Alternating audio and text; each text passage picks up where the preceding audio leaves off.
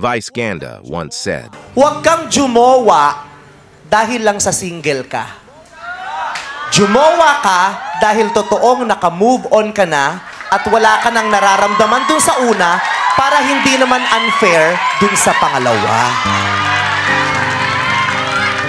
Kasi ugali natin, single na ako, pwede na akong jumawa ulit. Hindi. Hindi porket single ka, jujowa ka.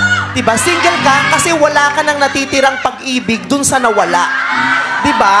Hindi dahil sa single. Kung single ka, pwede kang makipaglandian, makipag-date ka, diba? Makipagkilala ka kung kani-kanino, makipagharutan ka, makipagkaibigan ka, hanggang sa ma-inlove ka ulit, at pag inlove ka ulit, tsaka ka palang jojowa. Hindi dahil sa single ka, kaya ka jojowa. Diba? Kasi single ka, pero hindi ka naman pala handa kasi hindi ka patapos dun sa nauna. Diba?